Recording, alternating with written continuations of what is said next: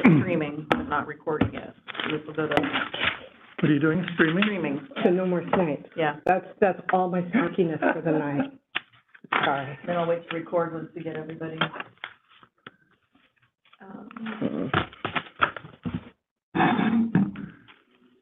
Diana wants I'm not to sick, her by the way. phone. I'm using an inhaler for a throat issue, and it's steroids, and every now Oh, and yeah. it makes my voice change. But not all the time, just sometimes. Allergies. Allergies. Yeah, I don't know why it does. I mean, I know why it does it, but Yeah, 1, 2, 3, 4. John, we know John. No John. Diana was gonna try to remote in. Are you on? Oh, So you can there's just Patty. share your screen? Is that what you're doing? With Vicky, yeah. I let Vicky in, she was in the lobby. Share her screen. You can just share your screen. Oh, that's fine. Yeah. All Oh, right, there we 1, 2, 3, 4, 5. He's got 5. We're good to go. That's good. We should just be missing Diana. She was gonna be remote, right? Mm-hmm. But it is, 8:30, or 8:31. what's time? 5:31. Okay, let's call our meeting to order. Oh, sorry. Oh, wait. Sorry. Okay, it's recording. You go. Called meeting to order. I think everybody received the agenda for tonight. It's a pretty packed agenda. Are there any changes? I see Chris with a thumbs up, Jane's nodding, Patty, we're good? Do we have a motion to approve? Motion to approve. Do we have a second? Second. All in favor? Aye. Okay. Aye. Aye. And then the summary notes. Move to Did approve. anybody have any changes? What's that? Move to approve. Motion to approve. Do we have a second? Second. Okay. Okay. All in favor? Yeah. In favor? Okay. Thank you. So, tonight, do we have any community comments? We do not. Mm-mm. Okay. Then, let's go ahead and get started with budget updates and priorities. And we have, a couple of parts to this. One is, the whole budgeting, update and process. And then we did have, also just a chart that helps us talk about priorities, looking at specific line items. Right. Ken, how do you want to proceed? Well, I can kind of give a quick update since last Parks Board meeting when we talked about budget. So we're on about our second, internally with staff, we're on about our second line item budget that we talked about last month. The key things there, besides some increases with utilities projected at 14% increases in some of the other line items, it does look like we're moving forward with our park improvements that we talked about at $35,000, which is those projects that are less than $10,000, not on our capital improvements. The parks tree maintenance and upkeep that we talked about at $20,000, and then adding a street tree line item in our line item budget. So those are important things for us so that we can, let the community and the budget committee and you know where our money's going a little more accurately. We had just completed our capital improvements program budget, kind of our first draft of that. From the parks side of it, really, in the parks budget, we have the American with Disabilities Act that we have every year, $10,000 for upgrades. We have park improvements at $65,000, and we have that park maintenance at $25,000. Those were the two new line items I put in last budget because we just need to start defining some of those upgrades that we want to talk about activating our parks with that money. The other things as far as the GO bond and things, our parks updates have not changed there. We've got the same projects. And I can send that out as it gets defined what the GO bond, but we're down to just a couple of small projects, those little fences in our parks, different things, and then the three larger projects that revolve around the river that we've talked about. And then I have facilities, which is complicated. We're going to City Council in about 14 days to talk about funding for Historic City Hall.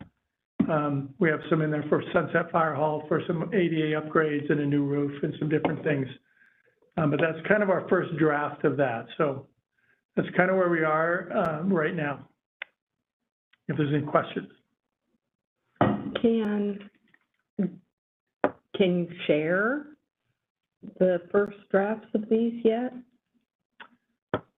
Yeah, I mean, Okay, yeah, we can, that would be great. yeah, I can get those out to you. Understanding that they're just work in progress. Yeah. Would the rest of the board want those? I would think so. Yeah. Okay. And then a quick question, I think you mentioned this last time, but I forgot to write it down. Kind of the schedule for then budget approval. Is that like months down the road, or is it, I mean, it sounds like you started it, but I know Yeah, it's going to take a while, so. It's months down, so right now we have the city council elections that are on the 14th. And then we have a mayoral election, which is in May. So we're putting it together, kind of making assumptions, you know, and they'll meet with the budget committee probably in April, but then it'll probably be completely approved, I would guess, mid-June. Okay. With pretty rapid for those people that are coming on board, kind of new council and the new mayor. Okay, so I'm sharing screen, and then for those of us who are here, I brought hard copy. It might be easier for you to use that. I know you have yours. So one of the things I did with Ken prior to coming here, he had asked us at our last meeting to come with some input on both non-capital line items, and then if we feel like there's something really large scale that we need to focus on. And this goes hand in hand with our priorities that we put into our plan, which we'll be finalizing later. And so this little chart is a snapshot of what we have. Did you all get a chance to take a look at this prior to the meeting? All right. As you look, Ken, you've had a little bit more time. Was there anything significant that was missing on this upper? No, I think it covered it pretty well. Okay. So it gives us a snapshot of where we have assets, where we have resources. I think that looking at this, it illustrates where we're weak. It also, I think, illustrates how creative and effective our park staff is at using the resources that we have. It's pretty amazing. And so recognizing that, I think going into the next biennium, what type of direction we want to provide. Took a stab at identifying risks or issues with courts, water, indoor rec, outdoor rec. With water, you know, demand for boating, swimming exceeds resources, difficulties accessing riverfront on the Willamette. We know that we've run into a lot of barriers there, not barriers that we can't overcome, but they're going to be more long-term. Indoor rec, when I look at it like this, it's extremely limited resources. Again, I am amazed at, Tara, what you guys can do with what we have. And I know I've used Sunset Fire Hall a lot for activities and Tai Chi and all sorts of things there. We have a lot in our parks. The ongoing maintenance and upgrades require the budgeted investment. And so I think that what I'd like to do as a group is get a little bit more concrete in providing direction with what we'd like to see. You know, what might be, this is a capital project that we have to start moving on one way or the other. And then what are maybe some smaller line item things? And so as we look at this, I'd love to hear from each member of the board. If there was one big nugget that we really know is part of the strategic plan, we know we need to go forward. If we were going to put our energy behind one big capital project or even a bond project, I'd just like to hear what people's opinion is on that, what you think that would be.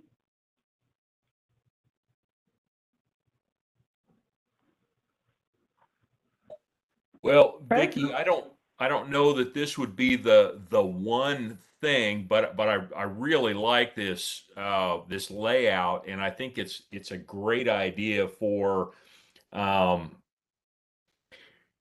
generating our ideas, but keeping them within the scope of our mandate and of the master plan and so forth. But when it comes to, big items, in the water column there, one of the issues that we're going to see in the near future is due to the silting in around Cedar Oak Boat Ramp. And probably my guess is that either this summer or next summer, when we get to low water in late summer, that lagoon area in the center of Cedar Island is going to be completely cut off from the channel, and so boating won't be available, whether it's power boating or non-motorized boating and so forth. At some point, my guess is that it's going to start silting up at the and affecting boat launch operations at the ramp itself at some point. And I know this is a contentious issue. And full disclosure, this was an issue that our neighborhood brought to the city, and we really reached an impasse, largely due to the anticipated expenses related to to the implications. What the studies required to dredge, and then the dredging itself were going to be immense under even the best case circumstances. So I don't know quite what to do with it, but I do know that it's going to become an issue. The channel there between where the beach is, where people launch their kayaks and they swim and so forth, and Cedar Island. You can now walk across it even when the water is not at its lowest, and which is an indication that the bottom is higher than it used to be. So I'll stop there. I don't know quite what to do with it, but it's going to become an issue. And I think if nothing else, from strictly a park standpoint, once that channel, or once that sandbar across the mouth of that lagoon closes things off, one, it won't be accessible to boats, and two, we're going to start having fish kill in that area as the water heats up. Okay, so I added that to an issue as well as an idea for the next biennium. Okay.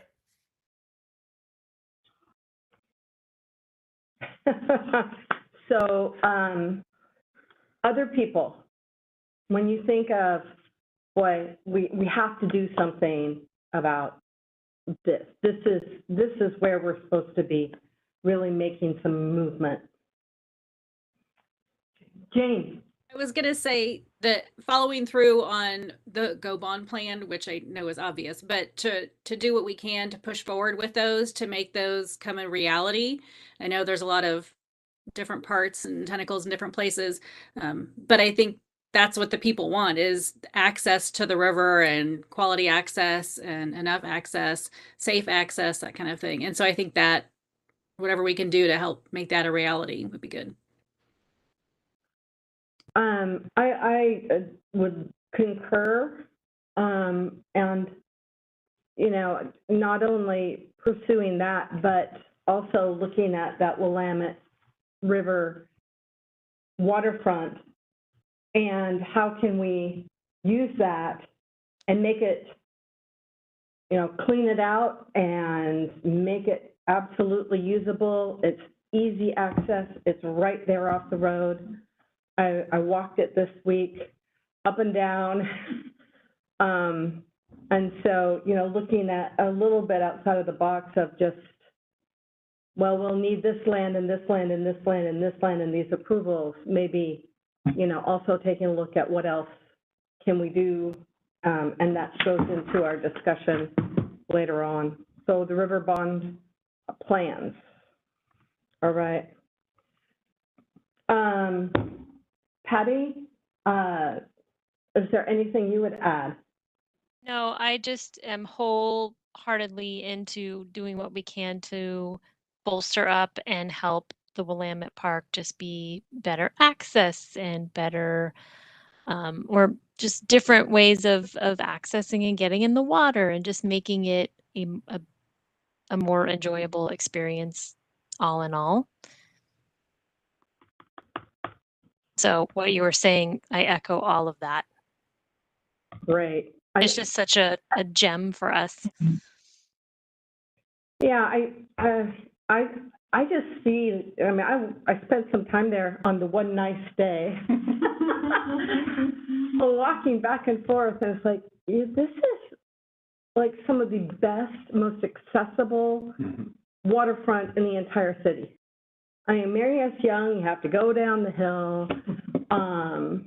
You know, Swift Shore, you have to go in, and then anyway, it's just so accessible. So I'm gonna stick with the water theme. Yeah. And stick with that. The one thing I think amongst that group of resource I might want to prioritize, and that's just from my perspective, is the swimming area.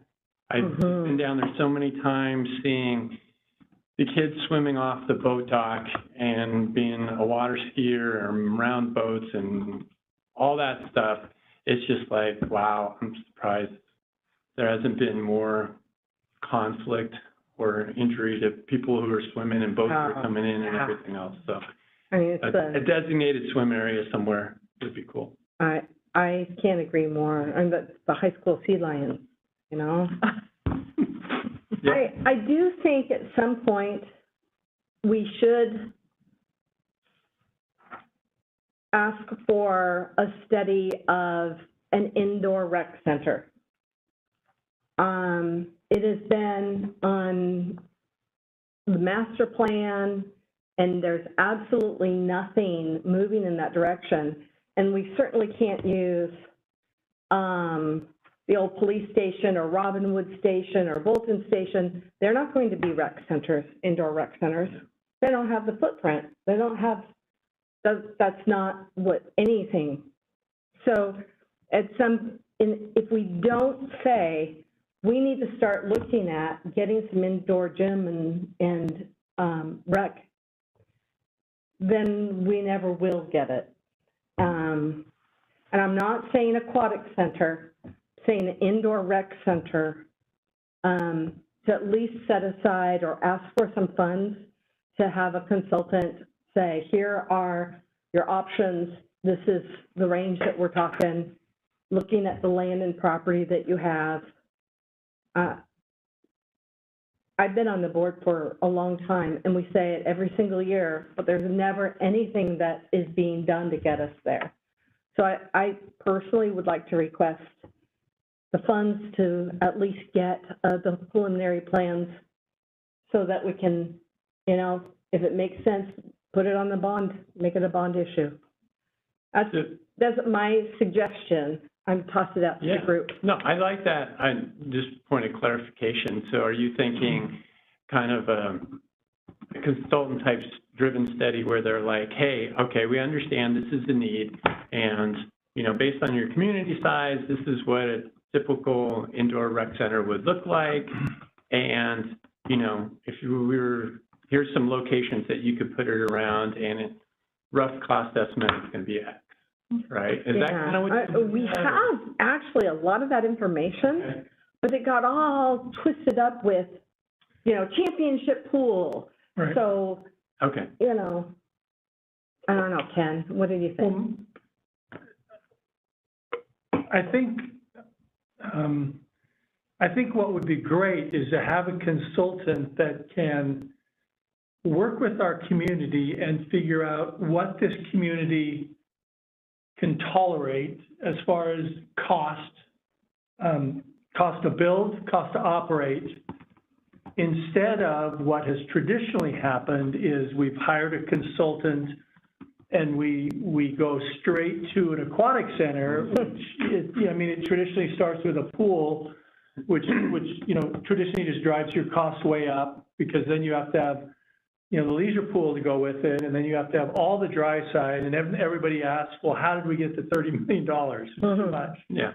You know, so I don't, you know, I think that would be an approach that would be great, is to figure out, like you said, where the land we have available, build it, what could be tolerated, or what's possible, I think, with everything else going on in the community and the bonds and things.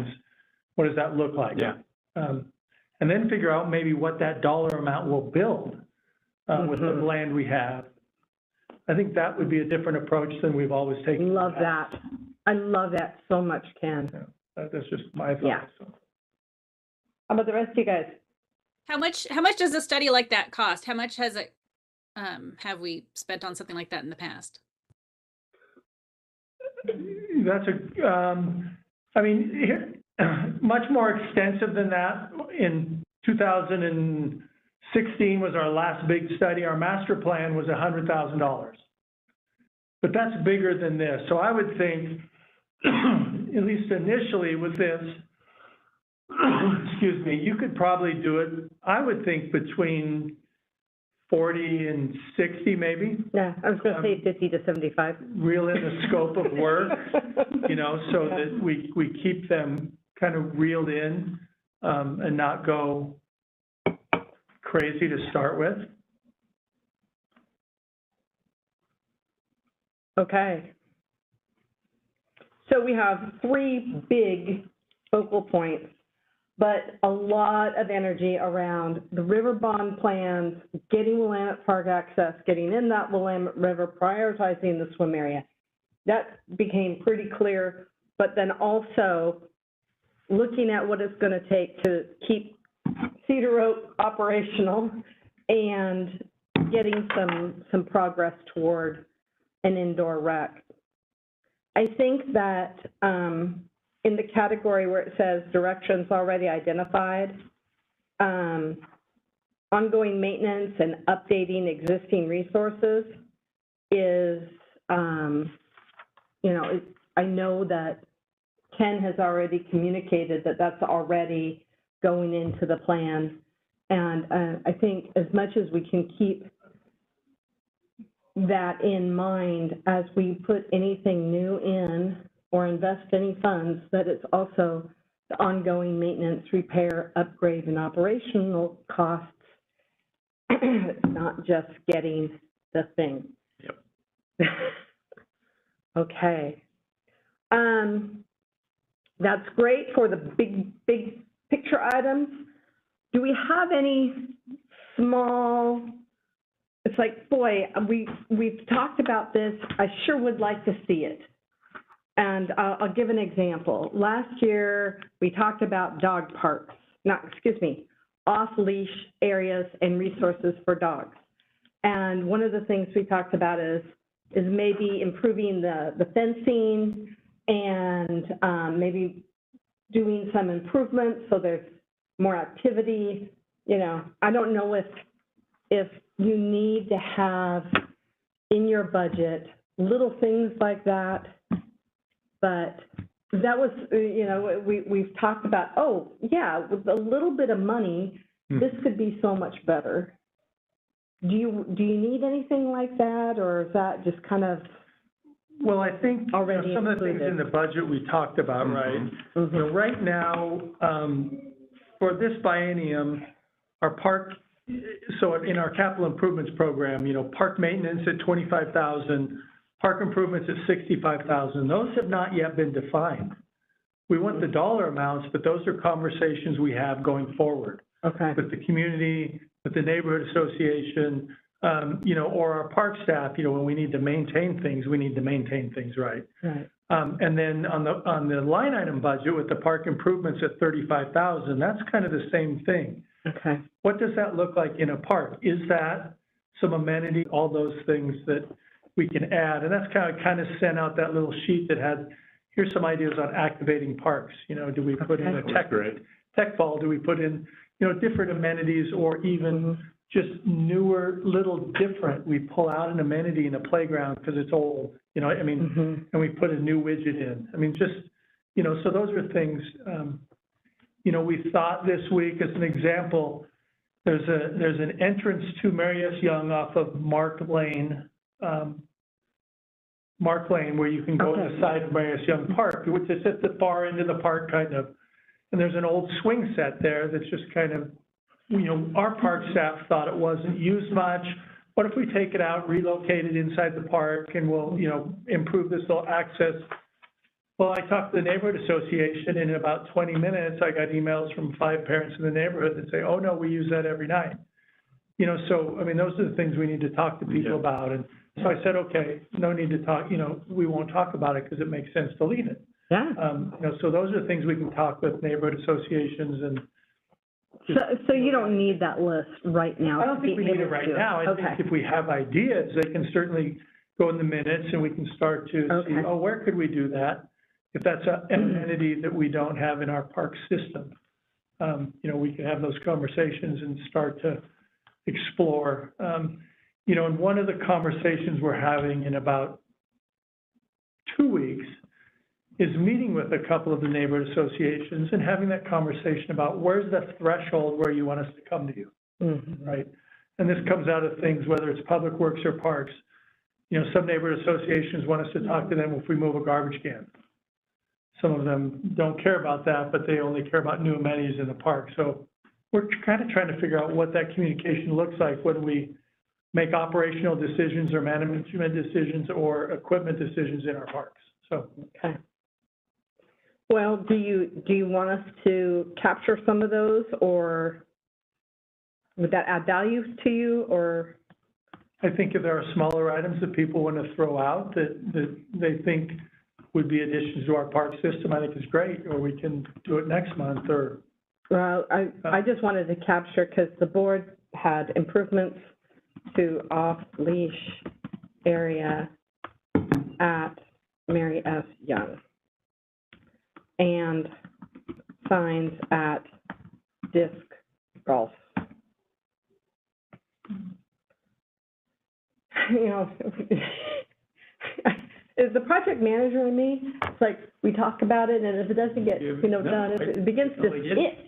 But it sounds like, I mean, maybe it'd be so bold as to say that the board, in support of the values that you put into the budget, you know, when someone goes, well, what do you mean by, you know, 65K on improvements, what are you talking about? You can say, well, the board has talked about there are some aging structure that needs to be replaced, and we're looking at not replacing in kind necessarily, but looking at what new things could we put in there to jazz things up about. And I think we would support that. I don't know what those are at this moment in time, but, you know, if you came and said, hey, you know, this thing's falling apart, should we replace it the same, or should we put in, you know, one of those drum things or whatever, musical things. And I love that list you put together, so thanks for doing that.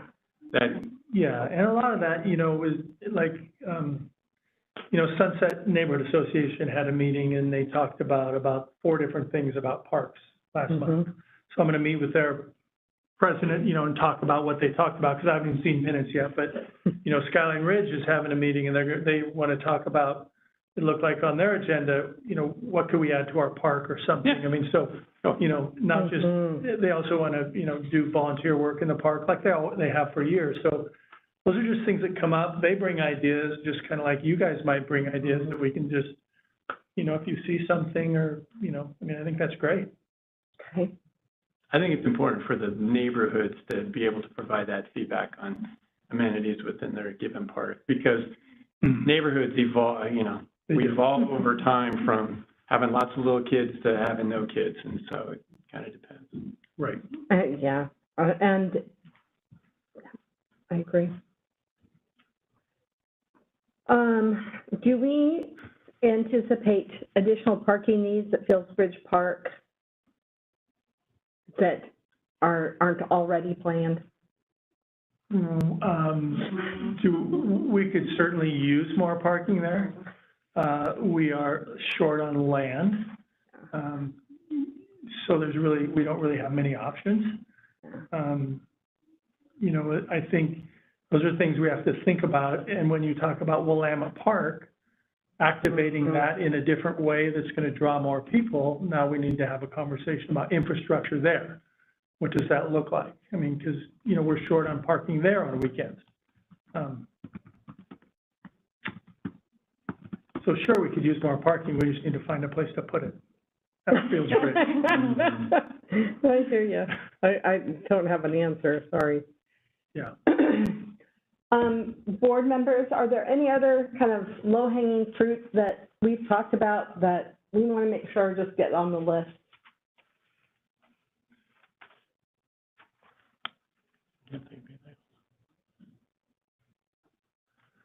I think our play structures and everything, we have some pretty amazing assets in our parks. We do, but we also have to acknowledge that some of them are aging. We'll talk about as that happens. You know, they can be updated or they can be replaced. You know, some of them, they still have a lifespan. And things change. That's where we can try to activate a little bit, not taking the whole structure down maybe.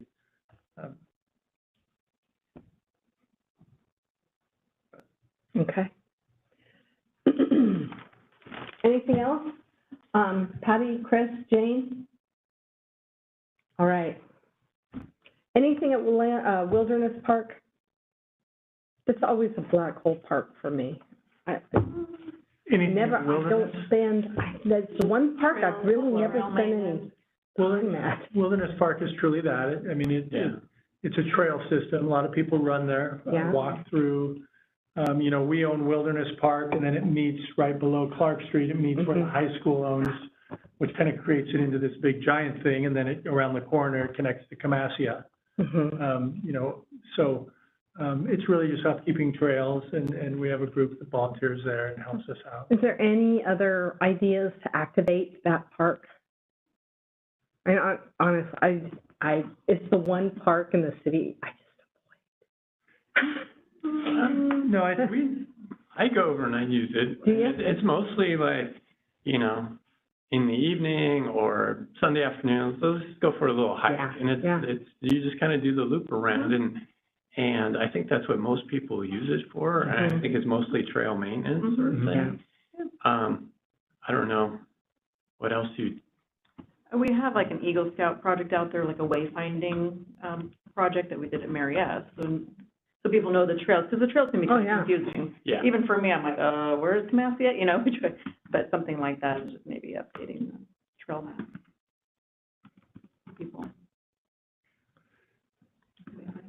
I think there would be strong emotions about doing anything like development of any kind of. Like a huge zip line going down the hill, or. I think there's a potential for. Right. People would not be happy with that. Yeah, I think that would be my guess, Okay.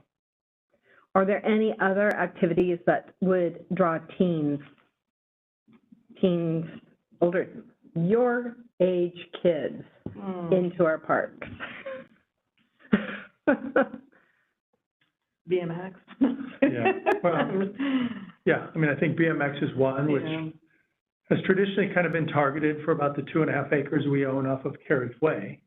You know, Marylhurst there's Melhurst Heights Park, and then there's the property that's owned by the state, which has the big tower on it, right off of Carriageway. And then we own about 2.5 acres just on, but that just hasn't moved forward yet. Just from a funding perspective, if you recall, 18 months ago, there was conversation about the police and their C-800 group putting a new tower there, which was a little controversial with the neighborhood. So I do have in our budget $900,000 to purchase that property, but I don't know what that movement is, and those are just things we're talking about. You know, is that even happening anymore with the new C-800 tower? And because it's kind of I mean, that's, if you know where Carriageway goes in and turns to the right, makes that big S-turn, it's kind of a weird piece right there on the corner. Okay. All right. Is there anything else? Is this helpful for you? Mm-hmm. Okay. Yeah, I think it's a great place to start, absolutely. Okay, so if there's not anything else, then we go to the Willamette Park non-motorized boat concept, which actually is a little bit of a continuation of our largest priority that we just identified. Yeah. So I'm going to stop sharing. Let Sarah share. You can pull it up. Mm-hmm. I might orient people that this is the road. Oh, no. If you just hit share on the bottom. Oh, sorry.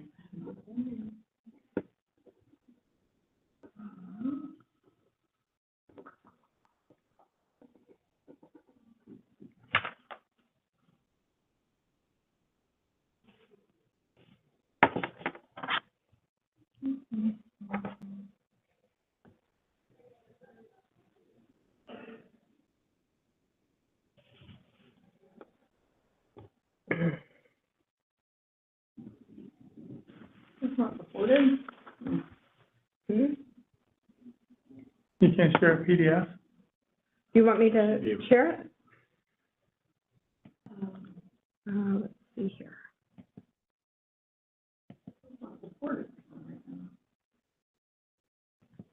Why would it not support a PDF? It's the most common file used. I know.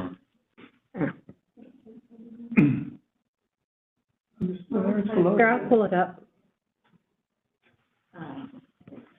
That's okay. I got it. I'll just make it a little bigger. All right. Yeah, it's probably gonna be hard to read, but.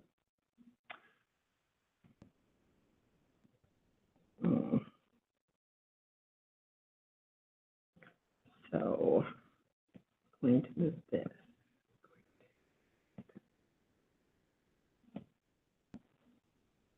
Okay.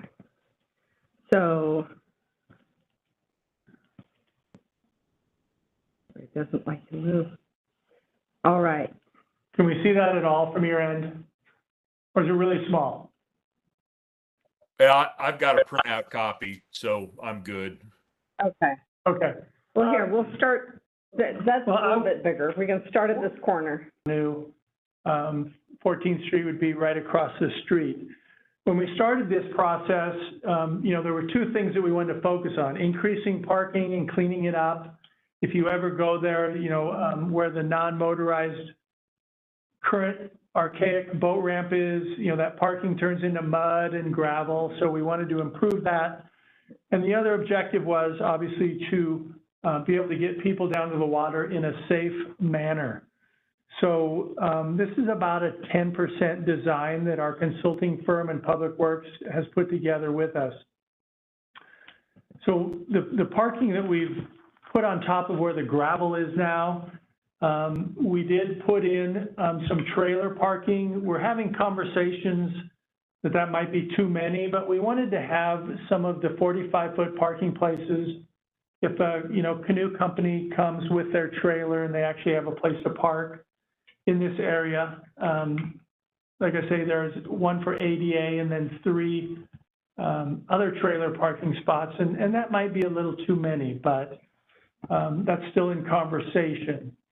If we move a little farther down, the first thing you would see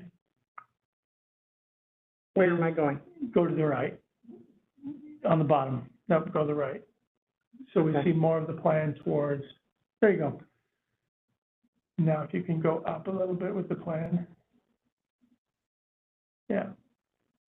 Go ahead and take it farther to the right if you want. So the first thing you see is the long gray structure. So that's comparable to where people are currently walking down to the river. There's an old historic boat ramp that's all broken up, and it's got a big Jersey barricade. So that is what we would utilize for those able-bodied folks to get down, walk down, or wheel their kayaks down. As you see, the zigzag pathway, what we have partnered with Oregon State Marine Board is to not just create a ADA compliant access, but completely accessible for those people that have ADA issues getting in the water. So the reason that it has zigzags is so that anytime through the year at different water levels, someone who would need to use an ADA accessible pathway could get down to the water. And we have access from both sides. You can see from the old Grass Creek parking lot, which is on the top there, and then from the new parking area.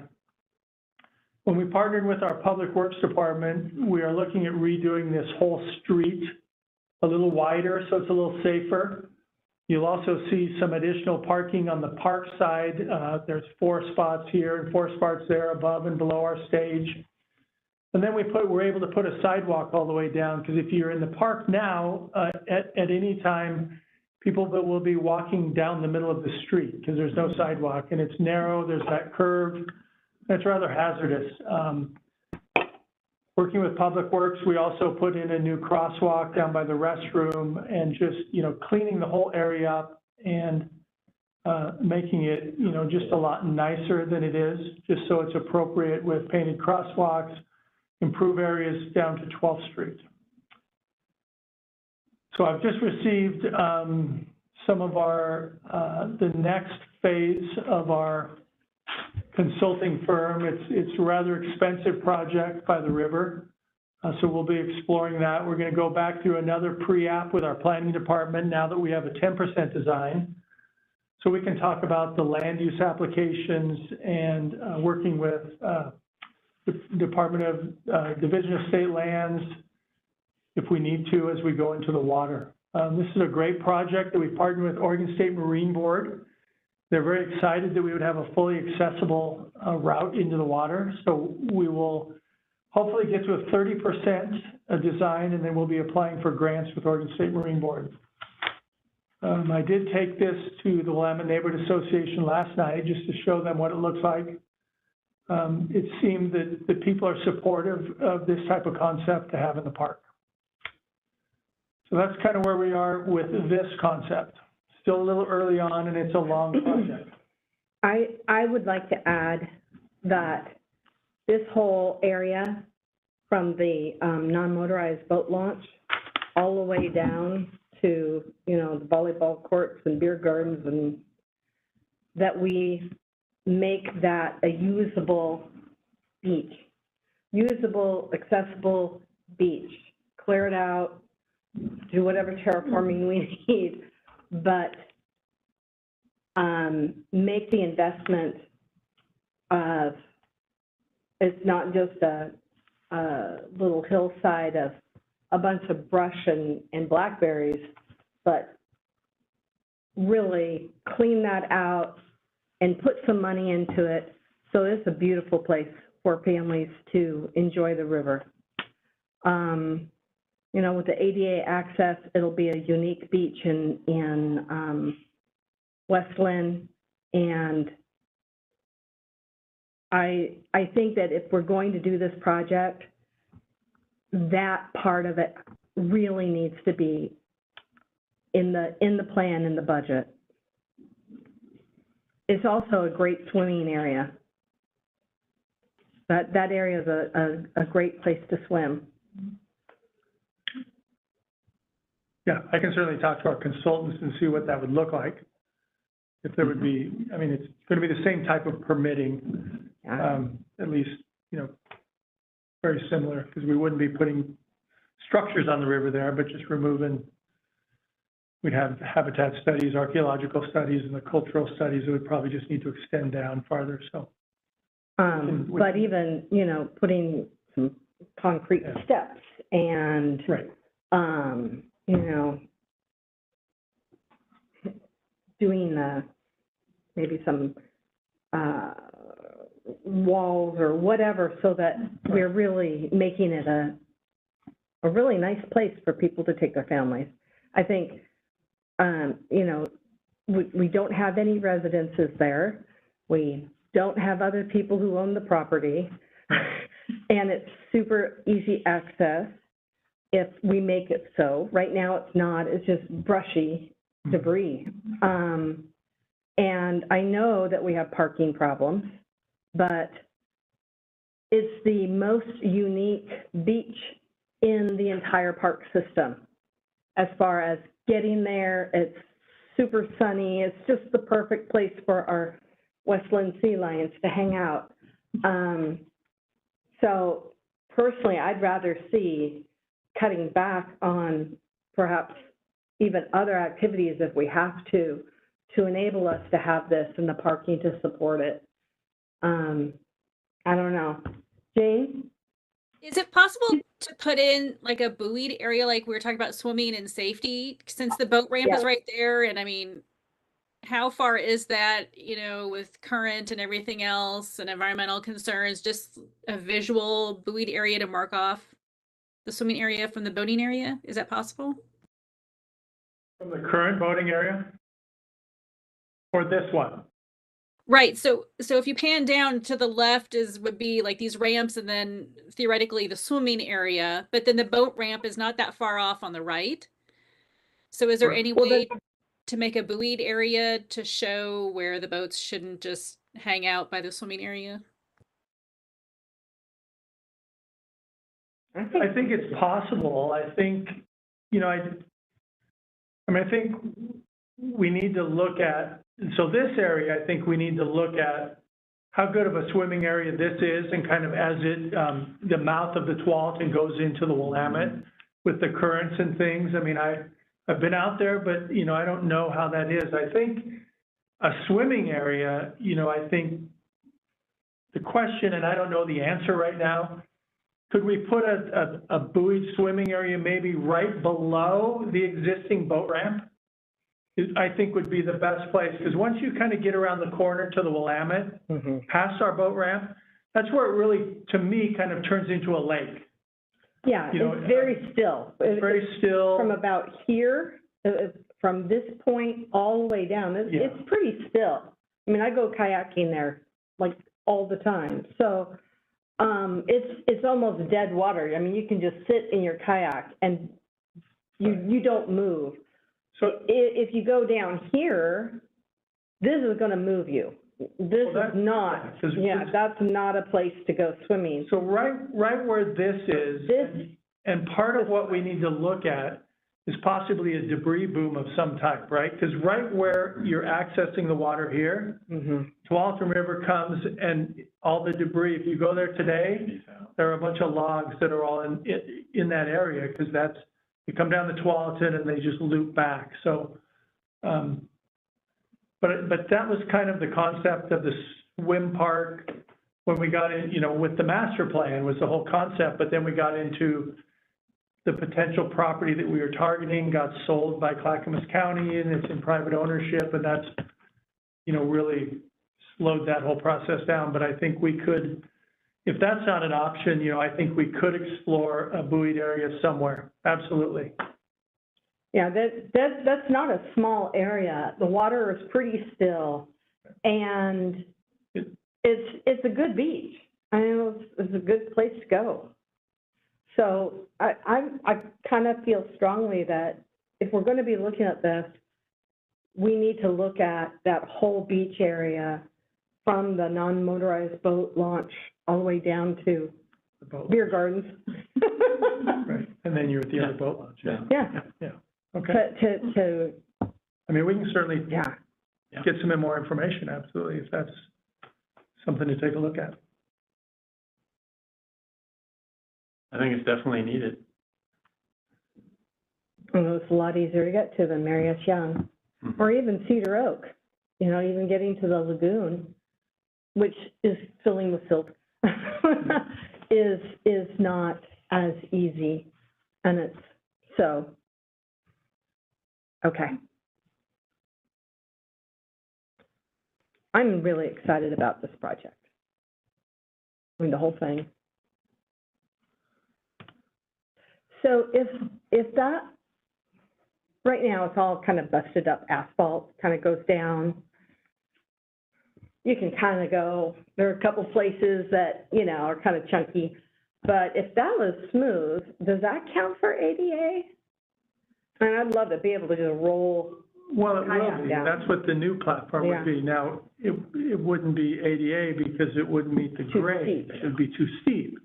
But, I mean, But it's good for. but that, I mean, that's would, Yeah.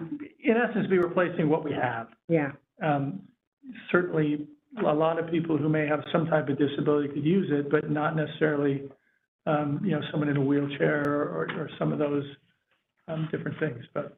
so now, you see where my cursor is? Yep, What is this that we're looking at? sidewalk around the parking lot. Sidewalk around the Yeah. parking lot, Yeah. okay. Yeah. So this is actually, I put that in the wrong place. It's way down here. Oops, sorry, you don't need that. Okay. This is exciting. Any other questions? Suggestions? No, I like it. Okay, stop sharing that. I think it looks great. I'm excited too. Oh, Diana's here. Hi, Diana. I've been Hey. listening. Okay. It sounds great. So, Yeah. It looks great. I mean, I'm looking at the online map, you know, that Ken sent us, or whatever, the diagram.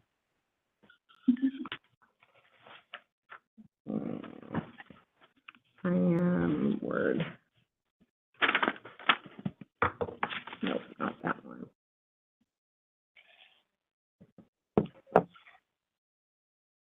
Share. I don't need to share. Okay, so, the next item is finalizing our plan. Westland Parks and Rec Advisory Board plan. And I made all of the additions to pages 4, 5, 6, 7, and 8. As we look at these, we may want to add, we have the budget discussions, budget and activating parks. Were there any other additions or changes that you had to this? Did you get a chance to look at this, folks? Okay. I had, Tara gave me a few additional small changes on the events that I'll make those changes. But were there any other changes?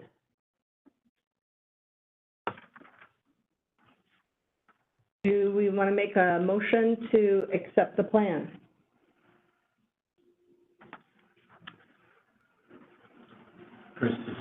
Chris? I'll move. Okay. I'll second. So, Nope. Go ahead. What? let's make one change. Okay. Let's put pickleball from June to April. Okay. And the reason why is, because at our meeting, we can talk about potential sites, alternative solutions, because it looks like we may go to city council with those on the 17th of April, tentatively. So it would be great for you guys to weigh in. I mean, all Absolutely. to talk about. Yep. And then how about if we put the Willamette Park plans in June? Because hopefully we'll have a little bit more progress there. Sure, we can certainly shoot for that. All right. With those changes, we have a motion and a second. All in favor? All right. Aye. Patty? Diana? I Good? Okay, awesome. Well, that was faster than expected. We're doing great. Good job. Good job. Okay, are there any of items of interest from board members that we haven't already discussed or aren't already on our agenda?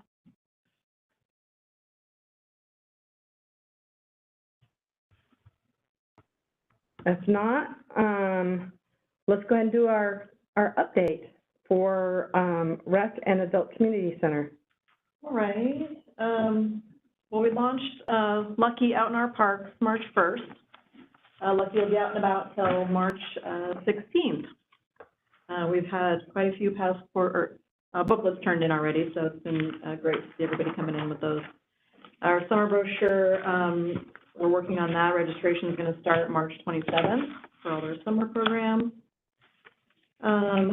This Sunday, I'm working with an NCL group. They got a grant for our new pollinator garden at Mid-Hill Park. So that'll be great for keeping up with our Bee City USA. Cool. So we'll be planting some natives and some drought-tolerant perennials in there for all the pollinators. We have Arbor Week coming up. We're going to give out about 100 1-gallon native plants here at City Hall. We'll promote that as it gets closer. And then we're working on our big Earth Day Work Day event, April 22nd, down at Fieldsbridge Park.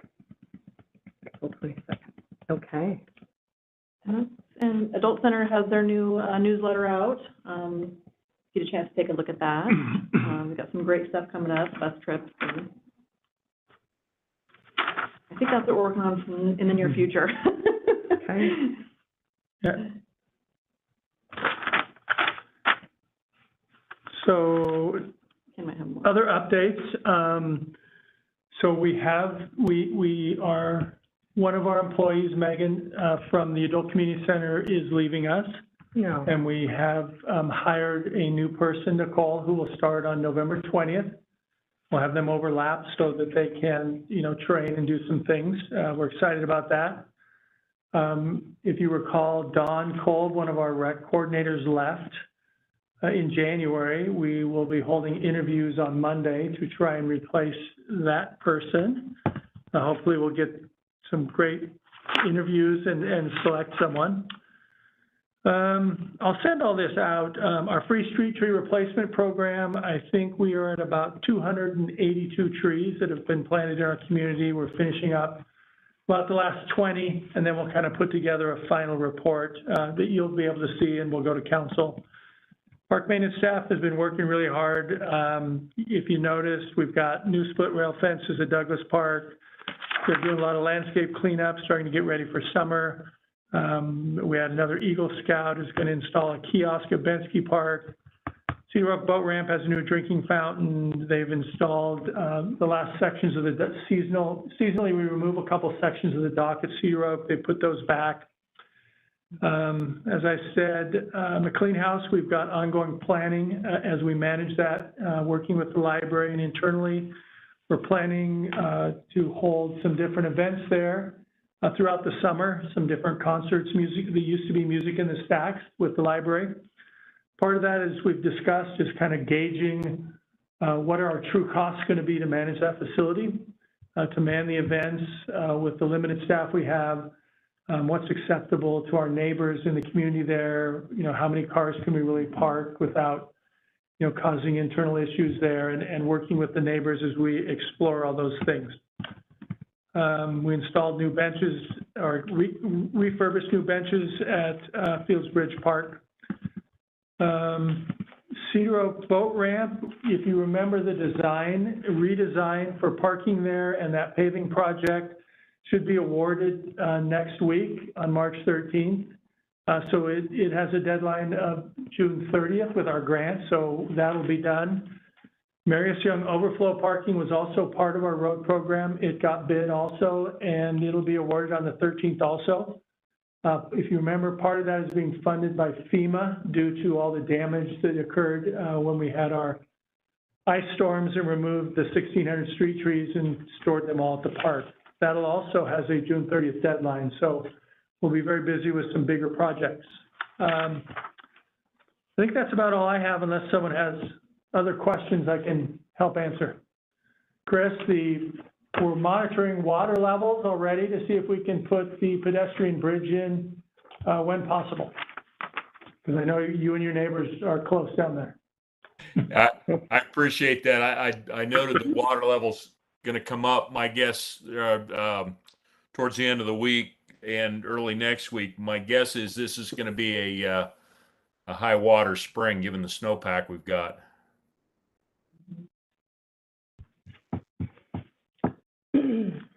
If I may go back, the chart that we used for activating parks, kind of prioritizing that, should that be copied and pasted into our plan as one of our supporting documents?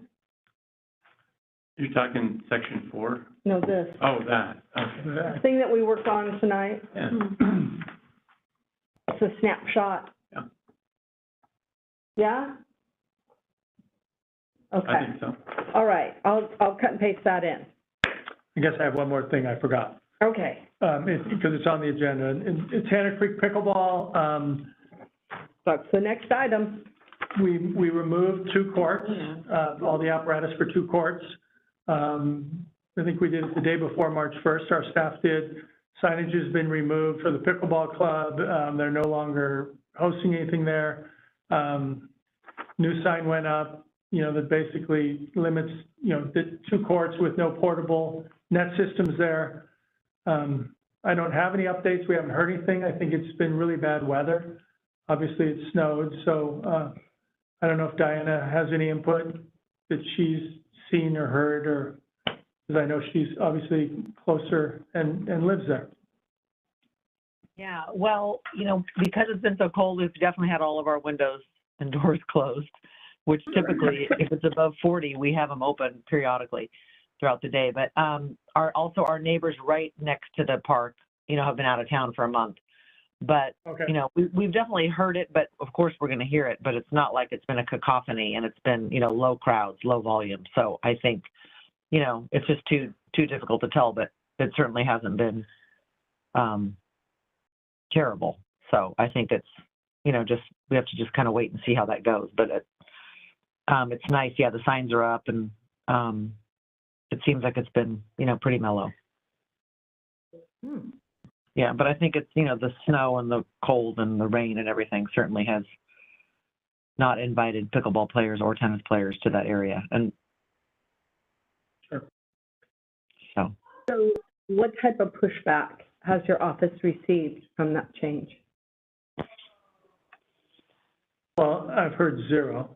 Oh, that's nice. I mean, we coordinated it with the pickleball club. They came and met. We communicated with them, and they're, talking with us about alternatives, and also, like, we'll talk to you about, what else can we do, to, facilitate that demand. So I don't know anybody on our staff in the office that received phone calls, I think predominantly because nobody's playing, like Diana said, it's snowy and rainy. So the demand has been really low since March 1st, I think. Well, this is something that, we really have to stay on top of as a board. And I would really invite you, Ken, to share the types of calls and Sure. feedback that you receive, just so that, we know what people are saying. Sure.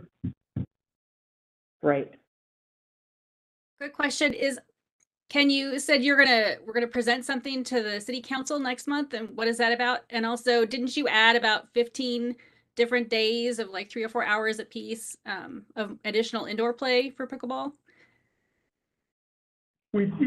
Yes, two things there. So when council supported city manager John Williams' changes to the pickleball at Tanner Creek, they wanted us to look at alternatives for how do we meet the demand now, right? So that's what John has tentatively scheduled to have me present with his input and obviously everybody's input on April 17th at City Council. What alternatives might we have for locations, other pickleball venues, whatever that may be that we come up with. to meet the demand, because we reduced it by 2 courts, and if it doesn't work, we're going to reduce it by 2 more courts. So what does that look like? We did add more time through, I think, the end of May for some more indoor pickleball play in the schools. And we can do that successfully, we hope it's successfully. People will still want to play. The big question we have as we look at the indoor facilities is, what are people going to want to do when the sun's up? We don't know if there's going to be a demand to play in the schools during the summer because they're not air conditioned, they get really hot. But we're willing to try it and see what happens. Can you send out the Lake Oswego George Rogers Parks analysis so we can get some idea as to what we'll be looking at? I assume you said before you didn't want to hire any professionals to do the analysis. So is it just us that we're going to get together in April? It might be nice to see what they did, because I know they did almost a year-long process of looking at locations and studying sound and that kind of thing. Yeah, I haven't even seen what they've done. I can see if I can get a copy of it. I think the dilemma that we have very limited opportunities. You can count them on one hand or less as far as property the city owns. So, I just think it's a small list. In all honesty, we can look at Mary S. Young. Athey Creek is out. The school district has already told me no, they will not convert any courts there because they're going to have a tennis team with their new high school. Robinwood has a basketball court. It's a very wooded area, but homes are still within about 250 feet.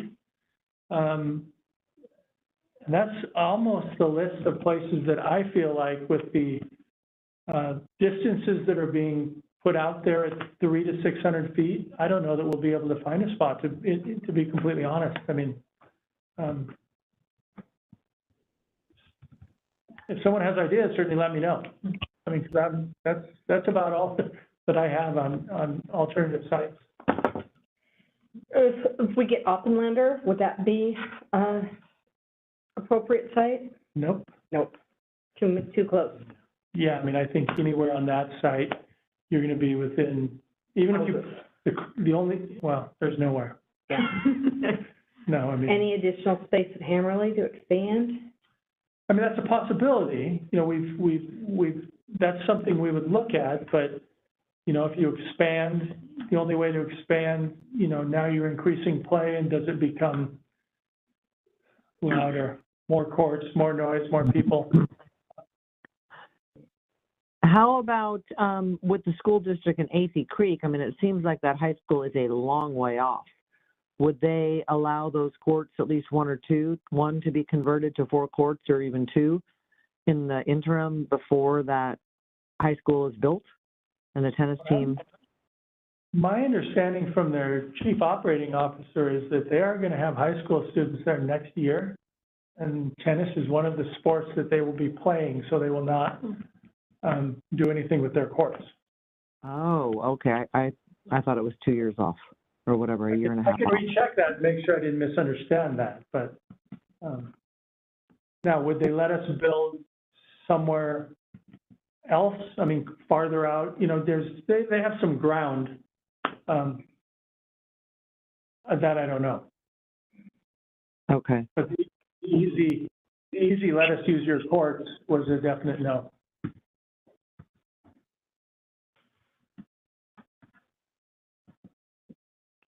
Okay, and I'm sorry, I missed, what was the comment regarding Mary S. Young as a potential location? Well, the first thing we need to check, and I found a contact in January. We have to re-sign our lease for Mary S. Young with Oregon Parks and Recreation Department. It is up this November. So I finally got a hold of the right person to do that, who said she would get back in touch with me. I haven't heard in 6 weeks, so I have to get back in touch with her, and we can check if it would even be possible, but that park does have deeds and restrictions when it was donated to the state from Mary S. Young. So development is always a question, and they would have to send it through their legal team if it was possible to build something there. And I think the last month we had the conversation that my gut feeling is that a lot of people would oppose development at that park because it's more of a quiet park. They walk, the dogs. I mean, I don't know that. That's just speculation. I think someone else brought it up last meeting, but we will be exploring if that's even possible to build there with the deeds and restrictions. And it may be that, like so many things that are in demand, we, as a city, try to fulfill as much as we can, and maybe it doesn't fulfill the entire demand, you know? And it's going to be interesting because this summer is not going to be a unique, or not going to be a normal summer, because Lake Oswego doesn't have one pickleball court. Right. So, you know, and they had a large club that are going to, and we're very close. So the demand we have this summer might not be what we would have if they solved their problem. So, I mean, so there's a lot of questions. Yeah. So what exactly are you going to take to city council then that we should prepare for? Well, we're going to try to come up with alternatives to meet the demand of pickleball if it's exceeding the courts we have. And, you know, that's, you know, like I say, I think we have very few options of where we can build. And we'll let them know that we will continue to partner with schools and have indoor pickleball when we can. And that's really what they wanted to hear, as far as I know, just what are alternatives. So that's kind of open-ended, but, you know, I just thought I would bring it to you guys. I don't have to. I thought I'd bring it to you guys. It's 3 days, and see if you had any other ideas. We'll have it prepared and ready to go to council because we have to do that notice probably, you know, a couple days before our meeting, but I thought it would make sense just to run it by you guys. When is that meeting? It's tentatively scheduled for April 17th. And do you need us in any way to help support you? Be there at all? No, because this isn't a definitive plan. It's just trying to provide council with alternatives to meet pickleball demand in And our even community. if there isn't, and it isn't short this time. And it might be a very short list, yeah. Yeah. I mean, Okay. but, you know, like I say, I just thought I'd bring it to you guys. If you have any ideas, we can at least talk about it. And, Okay. you know, So Ken, how about Rosemont Middle School? Is there any location within that school property that could accommodate any pickleball? that I'm aware of, I mean, I don't think so. I mean, I'll have further conversations with the school district. It probably has the open grass, but, you know, in the back of where they have most of their open area is a 300-foot baseball field for, you know, the boys over 13. But Yeah. I don't know.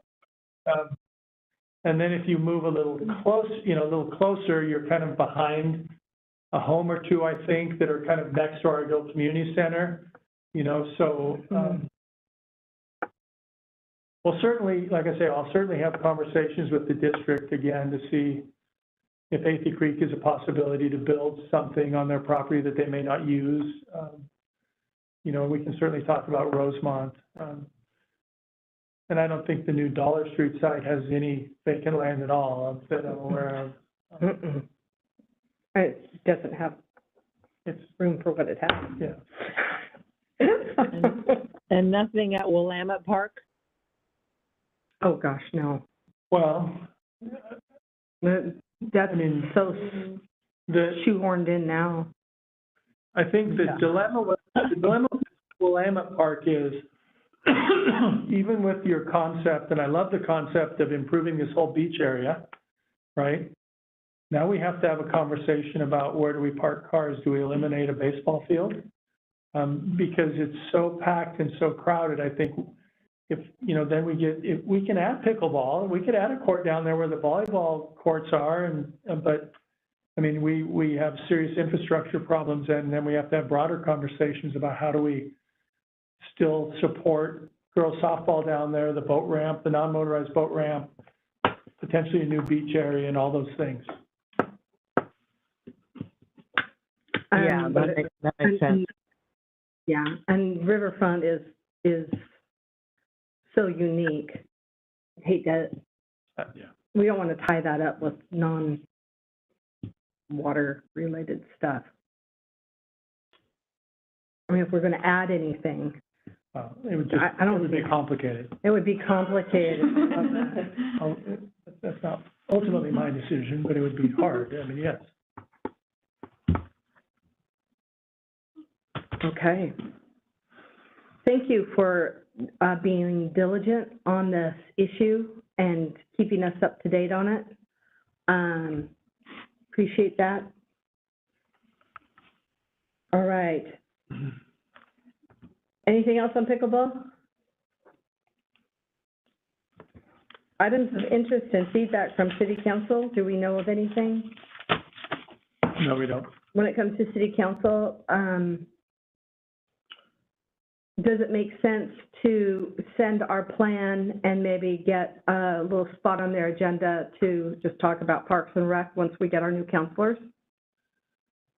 Yeah, I mean, I think that probably makes sense. I mean, Okay.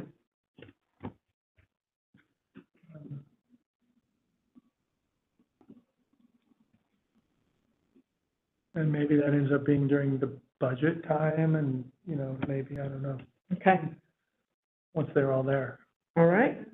before they talk about goals, and you can have them, give them input on goals before they set their goals. There you go. How's that? I bet that, yeah, okay, that's awesome. Okay, then, our next meeting is March 9th, our next meeting is not March 9th, our next meeting is April 14th, and at that meeting, we'll do, another look at the budget. We added pickleball to that agenda, and, It's the 13th. it's the 13th. Yeah, sorry. Oh, really? Where'd you see that?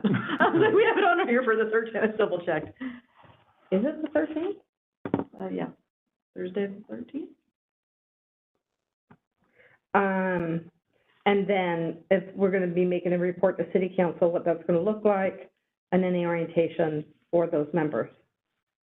So budget, pickleball are our big agenda items Okay. for next month. Okay. Okay, and then, we made good progress tonight. Good job, everybody. We have some nice output from our meeting. And is there any other, suggestions or any feedback on tonight? You feel pretty good about what we've done? Yeah. Then, we can go ahead and close our meeting.